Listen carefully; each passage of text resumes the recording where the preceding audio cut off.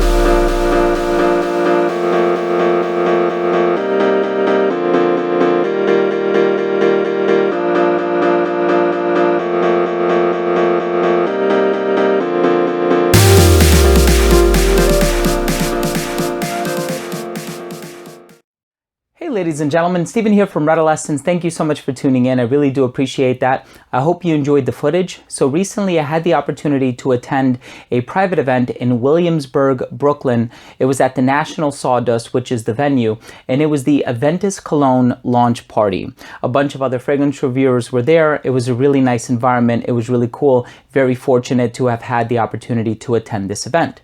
Now, of course, they had a sampling station at the event where I had the opportunity to sample Aventus Cologne for the first time, and of course I went in there with minimal expectations. One, for the sake that, you know, I do own Aventus and I'm very familiar with the scent, so I was expecting this one to be a mild iteration of the original Aventus, but two, because I wasn't really looking for another Aventus-inspired fragrance, even if it happens to come from the brand Creed itself. We know that nowadays there are a lot of clones on the market. A lot of fragrances are kind of taking the Aventus DNA or the gene or the profile, and they're altering it or modifying it in such a way to make it unique or to make it different or to increase the longevity or whatever. So I went in there with very minimal expectations, and of course I tried it for the first time, as many people did there, as I think everybody did there. They tried it for the first time at that event, and I must say I was pleasantly surprised.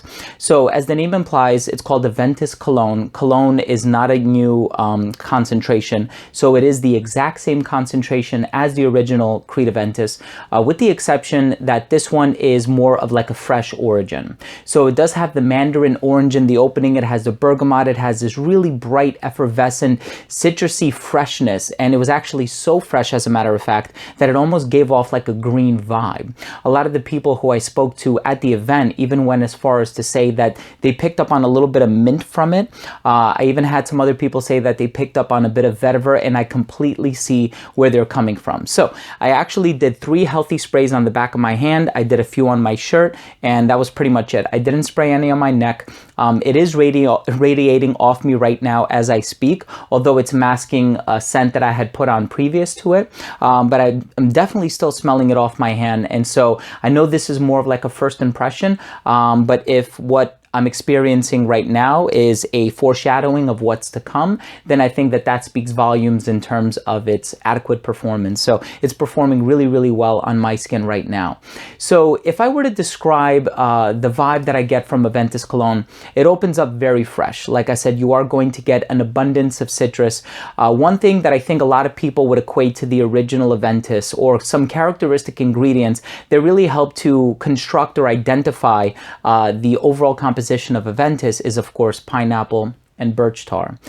This one doesn't really have birch tar to my nose, and as a matter of fact, I was talking to Louis from the Creed Boutique was there actually, and he did say that there is in fact birch tar in this one. I'm not really getting a smoky olfactory profile from this one, but perhaps it's because it's overwhelmed by the freshness, or it's masked by the freshness. So it was really cool because there were a lot of people standing behind the counter, and one lady was wearing an Aventus t-shirt, and it said Aventus for him, Aventus for her, Aventus for all. all. So this fragrance is sort of marketed as an Aventus for all. So it's an Aventus that is suitable for both men and women. And I can totally pick up on the unisex component that is found in here.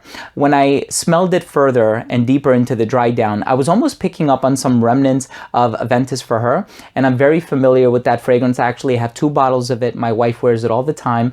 She and I did a first impression on this channel a couple of years ago, as a matter of fact. And it's one that she continues to wear to this day. As a matter of fact, she wore it about a week and a half to 2 weeks ago. So the scent profile is very ringing loudly in my memory. And yes, there is indeed something in this that is reminiscent to Aventus for her.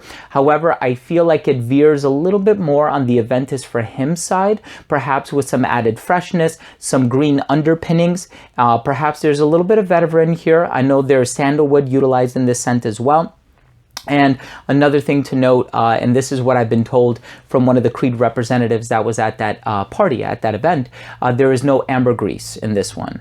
And so I know ambergris is typically an ingredient that is found in a lot of signature Creed DNAs, Melissimo Imperial, Creed Aventus, and many others, Silver Mountain Water, if I'm not mistaken. So this one does not utilize it. And so I went as far as, or somebody went as far as to ask why, and they replied that it would have been too expensive. So commenting on the price for this one, it is $495 for what I believe is a 100 milliliter bottle. I think the large of the flacone sizes is now 100 ml. It used to be 120 ml, which would equate to 4 ounces. And so it is definitely on the pricey side. So here's where we enter a bit of a conundrum, I would say. I think that this one is so fantastic for the summer. And I think if you are going to want to pick it up right away for the purposes of wearing it this summer, you pretty much have no option than to pay retail for it. However, if you can wait a little bit, see if it can be found in one of the online groups, if somebody is willing to part with their bottle for a good price, that's fine. But I fear that that won't happen until the fall season. They were selling bottles at the event, as you can tell. I came home empty-handed. I will be acquiring a sample very soon, and I hope to do a follow-up video, perhaps a full review, once I do have a bottle in hand, of course. But as of right now, this is sort of just like a first impression, but my first impression, I must admit, is overwhelmingly positive.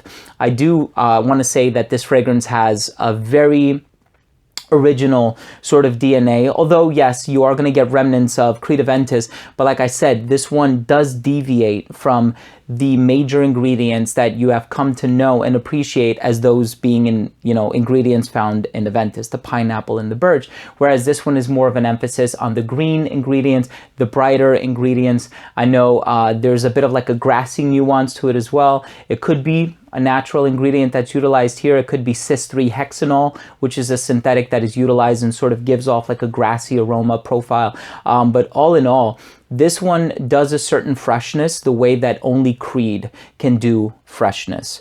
And the abundance of the citrus in here just makes it a very appealing, very overwhelmingly positive fragrance for me. And this is one that had I, owned a bottle, I would certainly be wearing it in the summer. And who knows? I know it's going to be available June 1st. So as of June 1st, I will perhaps even go as far as purchasing a bottle. I know $500 for a bottle of eau de parfum is a bit too much money to spend, but given the fact that I do love the original Aventus, those of you who have been following my channel for some time know that I wore it on my wedding day. It's actually a fragrance that I'm very passionate about. I have some very fond memories attached to it. So given all those circumstantial things, I think I would be given to purchasing Creed Aventus Cologne.